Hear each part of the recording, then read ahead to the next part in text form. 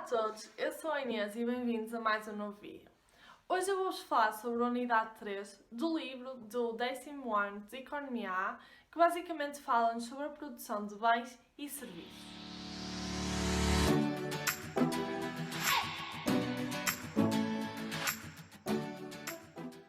Antes de mais, é muito importante nós sabermos distinguir bem os bens livres dos bens económicos. Basicamente, os bens livres são aqueles que são ilimitados, como é o caso da água do mar, do vento ou do ar. E, por outro lado, os bens económicos são aqueles que são limitados e, por isso, para nós utilizarmos, é necessário despendermos moeda, como é o caso do ar ventilado ou do gelo que compramos no supermercado. Como é óbvio, em economia interessa-nos falar sobre os bens económicos. Antes de mais, vamos estudar a classificação destes bens. Quanto à sua natureza, os bens económicos podem ser bens materiais ou bens imateriais. Basicamente, os bens imateriais correspondem aos serviços. Quanto à sua função, os bens económicos podem ser bens de produção ou bens de consumo. Os bens de produção são aqueles utilizados pelas empresas e os bens de consumo são aqueles utilizados pelas famílias. Depois, quanto à sua duração, os bens económicos podem ser bens duradouros ou bens não duradouros. Os bens duradouros são aqueles que nós podemos utilizar mais do que uma vez, como é o caso de um casaco, de uma casa, de um carro, de um telemóvel, etc. E os bens não duradouros são aqueles que nós apenas podemos utilizar uma única vez, como é o caso dos alimentos. Depois, temos também a relação entre os bens, em que podemos distinguir os bens substituíveis e os bens complementares. Os bens substituíveis são aqueles que satisfazem uma mesma necessidade, como é o caso de um bolo e de um pão, ou de um sumo de limão e de um sumo de laranja, entre outros. Por outro lado, os bens complementares são aqueles bens que é necessário utilizarmos os dois para satisfazer uma mesma necessidade, como é o caso de um papel e de uma caneta, de um carro e de um pneu. Por exemplo, se eu quiser escrever, eu necessito de uma caneta e de um papel. Só com uma caneta ou só com papel não vou conseguir satisfazer a minha necessidade. Agora vamos falar mais especificamente sobre a produção. Antes de mais, a produção é a combinação de fatores produtivos para a criação de bens. Vamos também falar sobre os setores de atividade. Basicamente existem três setores de atividade: o setor primário, o setor secundário e o setor terciário. O setor primário engloba a pesca, a agricultura e a indústria extrativa. O setor secundário engloba a indústria têxtil, as obras e também a construção. E o setor terciário basicamente são os serviços e engloba os bancos, o comércio e os transportes.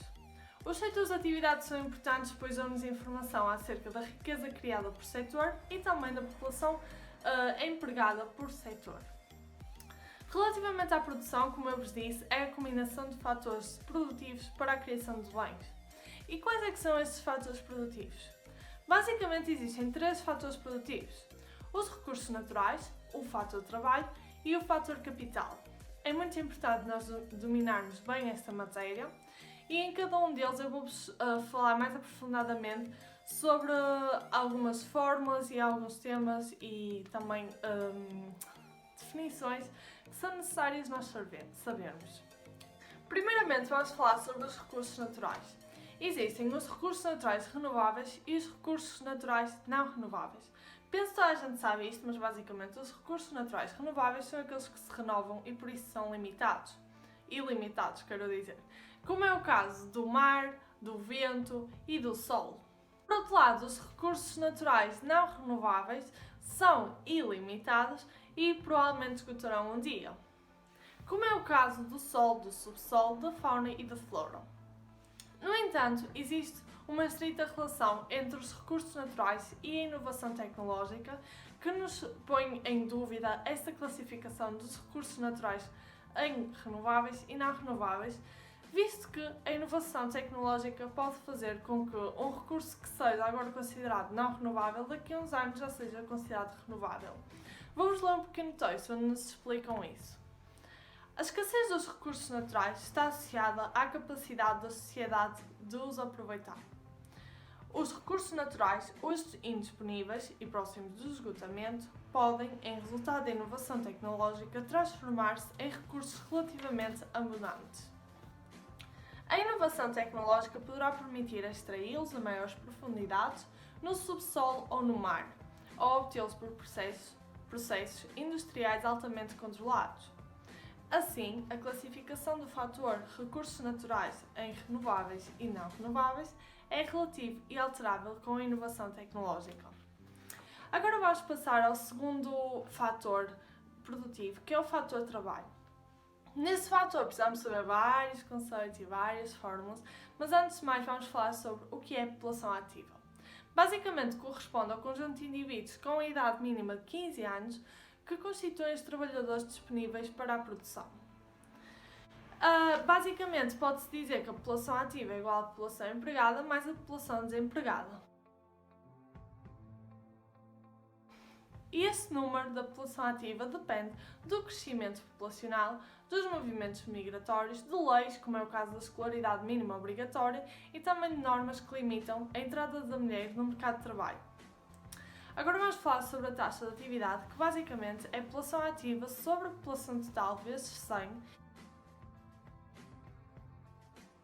e basicamente dá-nos o número de indivíduos ativos em 100 indivíduos residentes. Depois temos a taxa de emprego, que corresponde à população empregada sobre a população ativa, vezes 100. E basicamente diz-nos que em 100 indivíduos ativos, X estão empregados. Temos também a taxa de desemprego, que corresponde à população desempregada sobre a população ativa, vezes 100. E diz-nos que em 100 indivíduos ativos, X estão desempregados. Muito idêntica a esta taxa, temos a taxa de desemprego de longa duração, que basicamente é igual à população desempregada há mais de 12 meses, sobre a população ativa vezes 100. Os avanços tecnológicos também têm uma relação com o fator trabalho. E basicamente podemos falar sobre automação e informatização. Basicamente, a automação é a utilização de máquinas e da tecnologia na produção, que basicamente vai fazer com que a intervenção do homem não seja direta. Depois temos a informatização, que basicamente é um conceito mais específico, que é a difusão dos computadores na área dos serviços. Portanto, os avanços tecnológicos vão fazer com que se possa reduzir o número de trabalhadores no processo produtivo, nomeadamente em áreas como os bancos, o atendimento hospitalar e também as portagens. Associado a isso temos o desemprego tecnológico, que basicamente pode resultar do facto das máquinas virem substituir a mão de obra humana, como também pode ser pelo facto dos trabalhadores sentirem a necessidade de se especializar e obterem novos conhecimentos para saberem trabalhar com máquinas. Também existe o desemprego repetitivo, que basicamente está associado às flutuações sazonais, que basicamente as áreas mais afetadas por este desemprego é o turismo e as atividades agrícolas. Temos ainda o desemprego de longa duração, que sem dúvida é o mais preocupante e o mais grave, que é basicamente quando um trabalhador se encontra desempregado há mais de 12 meses, ou seja, há mais de um ano. Portanto, como podemos ver, a formação ao longo da vida é bastante importante. Ou seja, os avanços tecnológicos obrigam à atualização permanente dos conhecimentos e das competências iniciais dos trabalhadores, como forma de responder às exigências do processo produtivo. Além disso, as empresas, para se tornarem mais competitivas no mercado, apostam nas novas tecnologias, o que obriga os trabalhadores a terem novas qualificações. Essas qualificações podem ser qualificações iniciais ou qualificações profissionais. Basicamente, as qualificações iniciais correspondem às escolas e universidades, ou seja, antes do indivíduo entrar no mercado de trabalho, e as qualificações profissionais são aquelas adquiridas no local de trabalho. Para terminar o fator trabalho, vamos falar de um conceito também muito importante na economia, que é a terciarização. Basicamente, designa a crescente importância dos ramos de atividade do setor terciário, tanto ao nível do produto do país, como ao nível da população que emprega. E pode-se dizer que a terceirização resulta de vários fatores, nomeadamente do incremento dos serviços nas indústrias, do incremento dos serviços de trabalho doméstico e do incremento da subcontratação de serviços pelas empresas industriais. Agora sim, vamos passar ao último fator de produção, que é o fator capital. Este fator capital pode dividir-se em capital financeiro, capital natural, capital humano e capital técnico. O capital financeiro engloba os recursos financeiros de uma empresa, como é o caso das ações, dos empréstimos, dos depósitos e da moeda. O capital natural é os recursos naturais das empresas, como é o caso das florestas, dos cursos de água e do petróleo. O capital humano corresponde às capacidades produtivas do indivíduo e aqui eu vou-vos ler uma nota muito rápida que basicamente diz-nos que o investimento em capital humano corresponderá a uma melhor formação pessoal, através das melhorias no sistema de ensino e de uma maior qualificação profissional do indivíduo. O investimento em capital humano representa hoje encargos para o país e para as empresas, mas pode traduzir-se a longo prazo em ganhos adicionais resultantes dos aumentos da produtividade do trabalho. Além disso, a crescente qualificação dos trabalhadores portugueses poderá contribuir para o progressivo aparecimento de indústrias com maior incorporação tecnológica e maior capacidade de exportação, favorecendo o crescimento do produto. Agora sim, vamos falar sobre o capital técnico, que basicamente corresponde aos bens de produção. E podem-se dividir em capital fixo e capital circulante. O capital fixo são, por exemplo, as máquinas, as instalações, e o capital circulante são as matérias-primas e as matérias subsidiárias. Agora vamos falar sobre a combinação dos fatores produtivos, em que basicamente temos duas situações. A curto prazo, uma empresa pode fazer variar um dos fatores de produção, mantendo os outros fatores fixos. A longo prazo, uma empresa pode variar todos os fatores produtivos para dar resposta às necessidades de mercado. Agora vamos falar sobre um conceito também muito importante na economia, que basicamente é produtividade. E a produtividade estabelece a relação entre a quantidade ou valor da produção e os fatores produtivos utilizados ou o valor dos fatores produtivos utilizados. Basicamente, o objetivo máximo de todas as empresas é conseguir a máxima produtividade. E conseguem através de duas diferentes escolhas.